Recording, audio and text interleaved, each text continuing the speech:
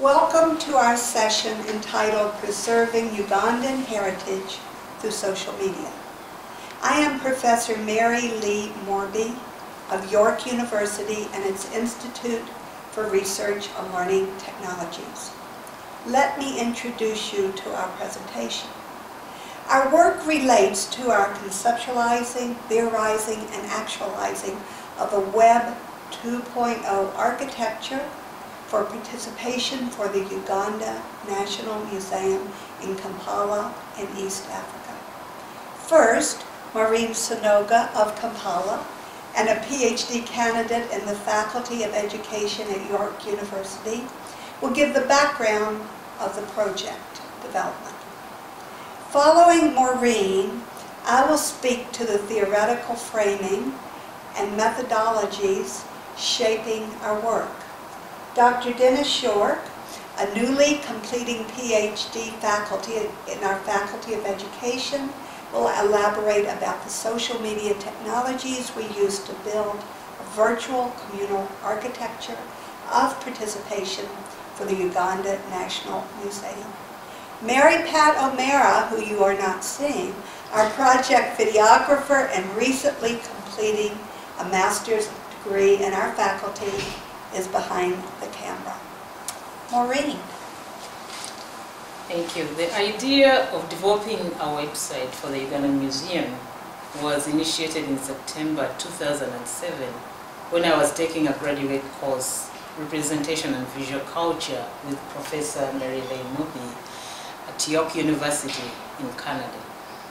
In her paper titled Killing a Culture Software, Corporate Partnership with a Russian Museum, Morbey writes, and I quote, "Thus far, the study includes State Hermitage Museum in St. Petersburg, Russia, and the French Louvre Museum in Paris, with plans to add to the project a national museum located in the continent of Africa."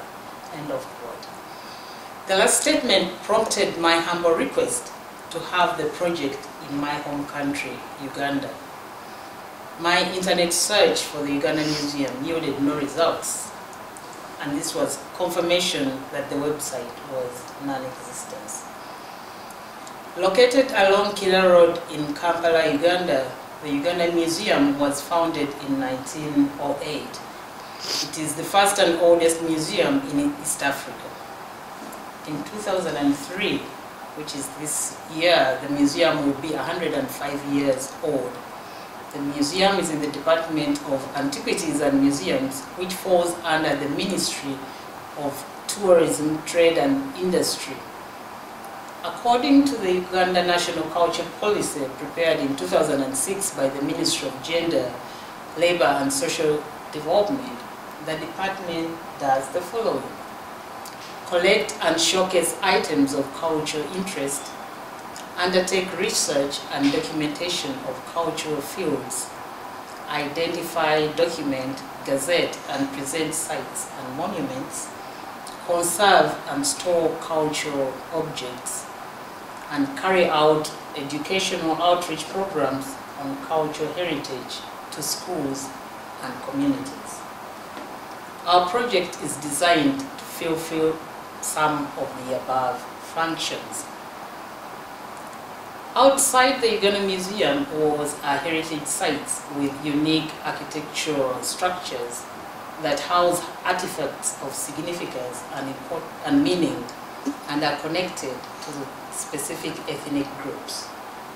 These aspects, which are structures and objects, have not been or cannot be inside the museum because of cultural reasons best known to those who embrace them in a sense of belonging and allegiance to cultural leaders, and in this case their chiefs and kings.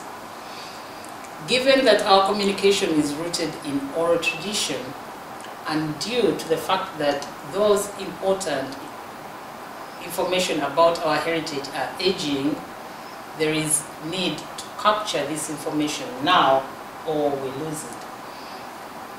Little has been documented in terms of cultural uses of the heritage structures and artifacts therein. In the wake of the 2012 Kasubi tombs arson, there is urgent need to have a backup of what still remains intact.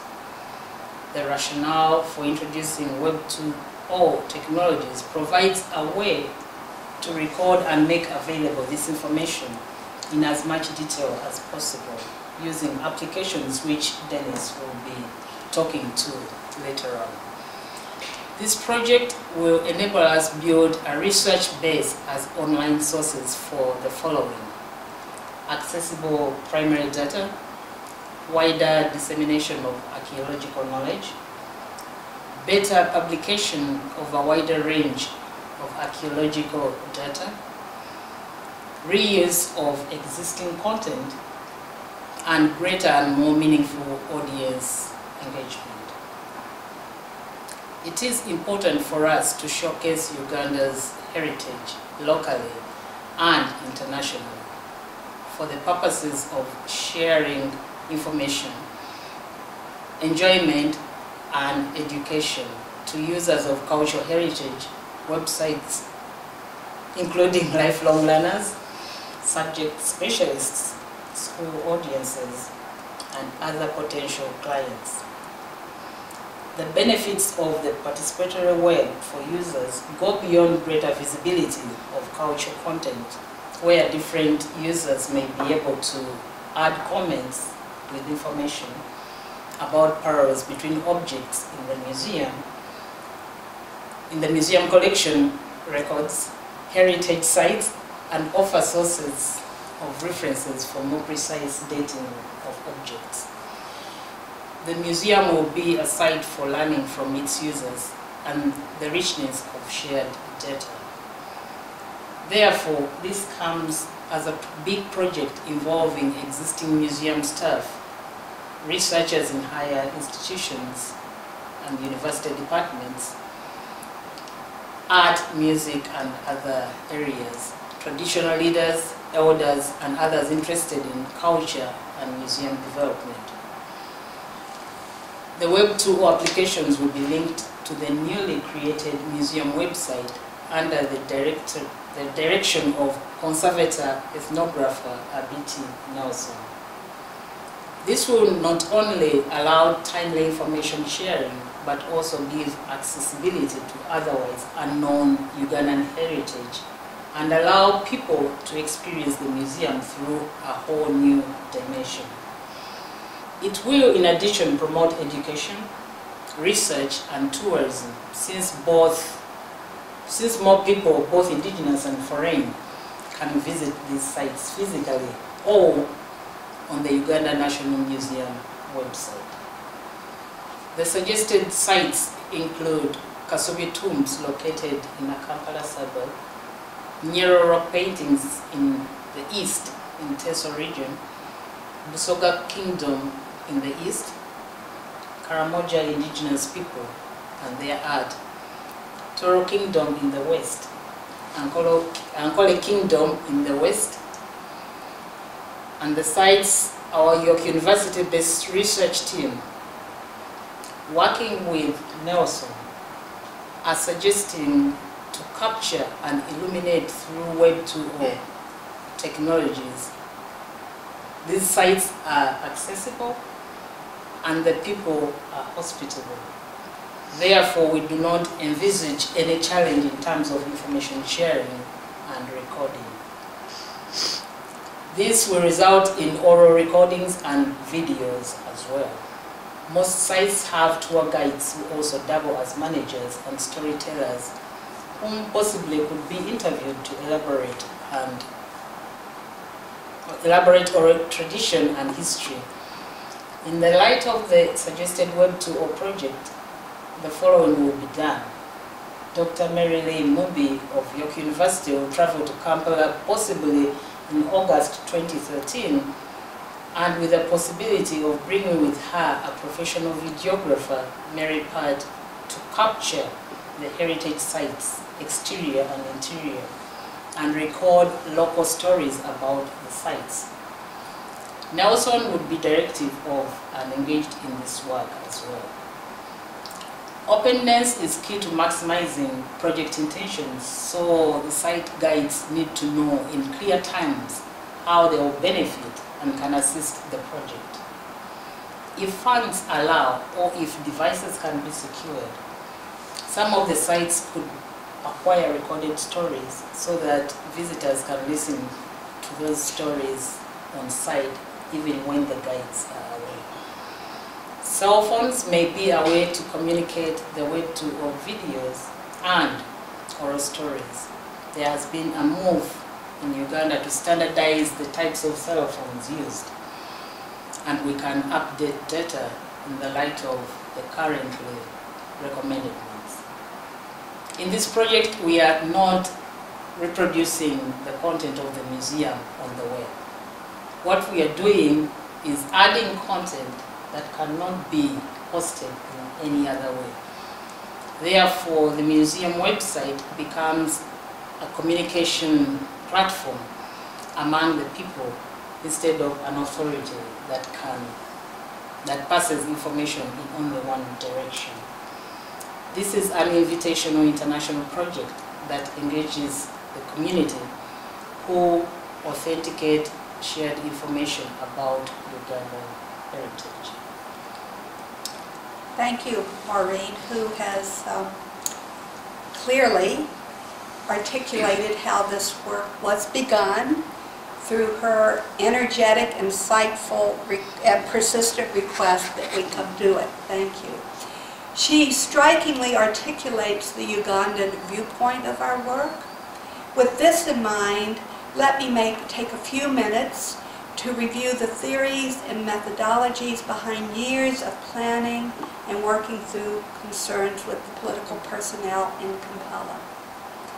Web 2.0 technologies increasingly bleed into surprising arteries of culture, and national museums are no exception. Web 2.0 offers a particularly attractive architecture of participation for institutions that wish to develop preservation, outreach, audience, interactivity with audience contribution, and work both within and outside the museum's physical walls. Our project's focus on historic heritage sites hopes to capture sites that may be lost over time, as well as oral stories about those sites from older people who have lived most of their lives in the influence and the shadow of the sites. Technologies such as Facebook, Flickr, photo sharing, YouTube, Pinterest, Tumblr, and so on allow museums to interact, share, and discuss their artifacts and heritages with audiences, local and global. These technologies enable as well a unique educational opportunity employing e-electronic, mobile, and social media learning offerings. As Global North museums advance rapidly in Web 2.0 development, our project's objective is to make available these technologies to museums in the Global South, and specifically the Uganda National Museum. The term Web 2.0, coming from Tim O'Reilly, describes a current and a trend that's been going on for quite a while of web technology and design, which aims to enhance creativity, information sharing, collaboration among users through an architecture of participation. 2.0 development is realized in web-based communities enabled by social medias, such as wikis and blogs, and definitely requires a rethinking of e-learning methodologies. Henry Jenkins and collaborative thinkers theorize about how Web 2 engages the conceptualization of participatory culture, a shift away from the individual to the community, where the development and activities come from the community and are shared in the community and beyond. Our research, design, and actualization for the Uganda National Museum 2.0 site exemplifies this notion. working inside and outside the museum and its walls. With the museum's location in the Global South, our work pays close attention in its conceptualization to influencing ideologies and Ugandan history.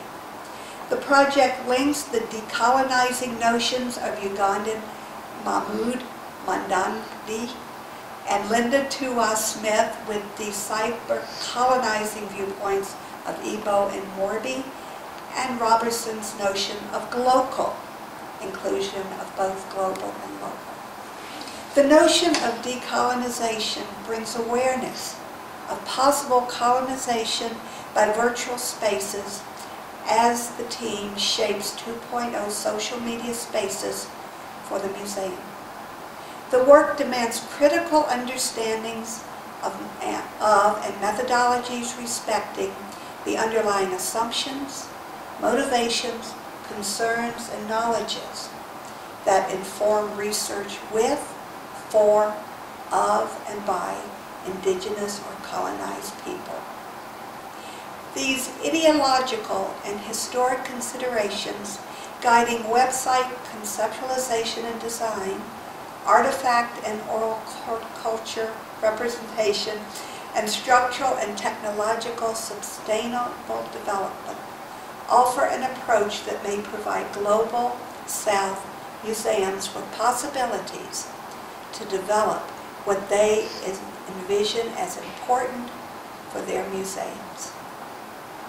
With the terminologies, theories framing our work, and accompanying methodologies in place to fill out Maureen's description, Dennis will discuss technologies we will use and how the project might work in virtual space. Dennis, please. Thank you. We propose working collaboratively with the museum team based in Uganda to create a community web page using popular website building platforms, either WordPress or Google site. The idea of having a community page is to fill the current museum website with social integration in order to reinforce the power of community. Basically, this community page is intended to provide ample opportunity to reach a broader audience for collaboration, while providing at the same time access to information, materials, and services to simultaneous users from almost any location, at any time, and using any mobile devices, such as smartphones or tablets. In light of videos and oral recordings of the suggested heritage sites by Maureen, we propose to expand the current museum website with Web 2.0 interactivity embedded into the community page. The first media that we intend to integrate is Pinterest, which provides an easy sign-up and integration with such social networking accounts as Facebook or Twitter. The design and purpose of Pinterest is similar to a museum's physical exhibition space that enables to create a visual story of artifacts in a very simple way.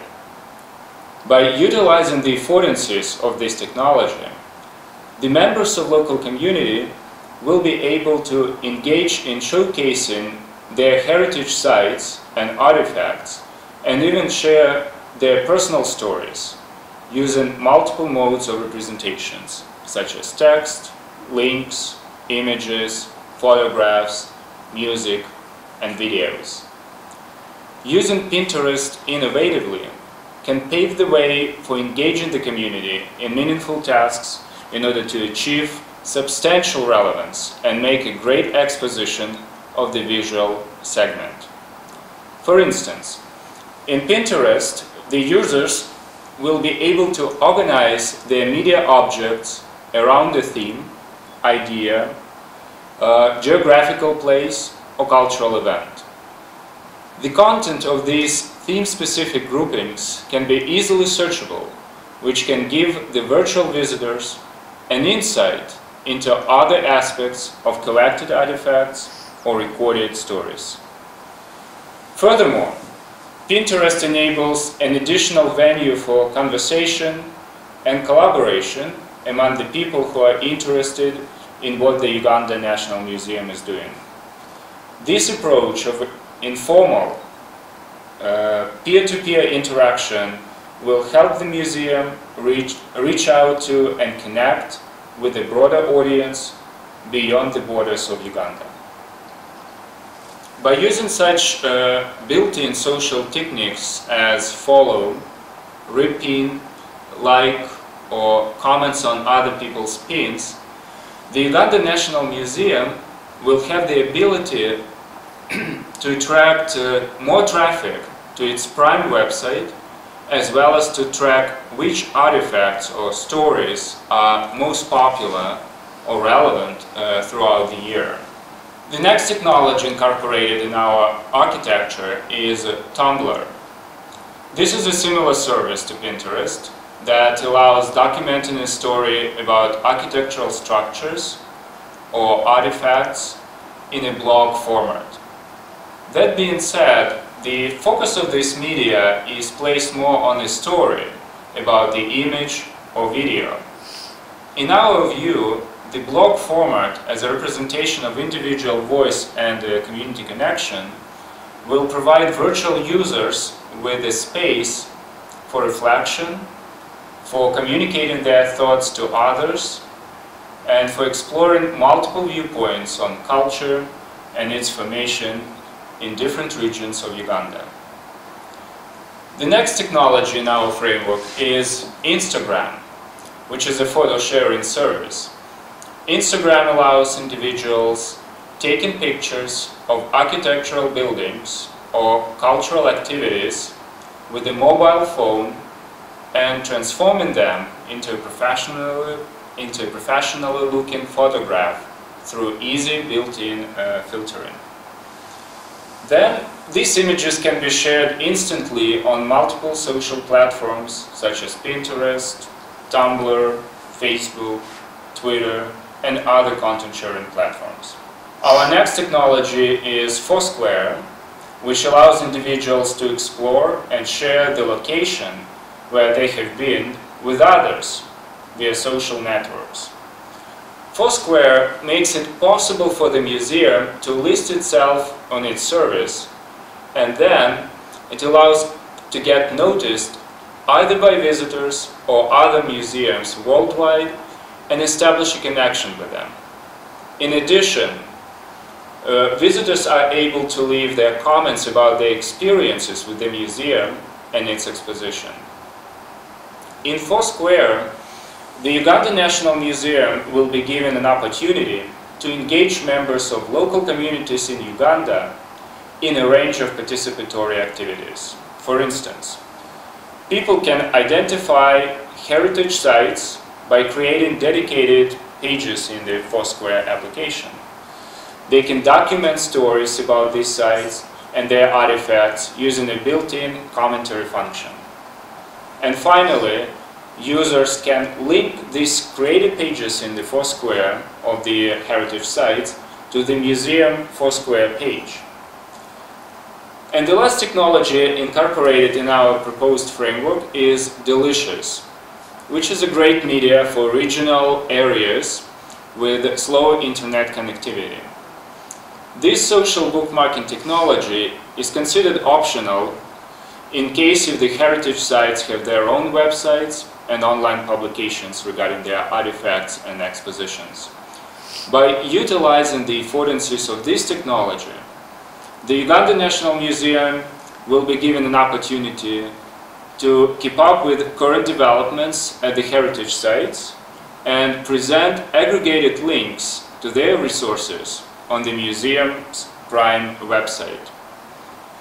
In addition to the development of Web 2.0 architecture of participation for the Ugandan National Museum, our research team think out a communication strategy to spread out the word about the community page and its activity through social networks such as Facebook, Twitter, and Google+. Thank you very much, Dennis, and thank you, Maureen, again. As Maureen mentioned, this work will be done in Uganda in August 2013 with the Web 2.0 iteration to follow shortly afterward. If you have suggestions for us, we would like you to converse with us about the project or to give your ideas, and we are located on Facebook at Web 2.0 Uganda National Museum. Thank you.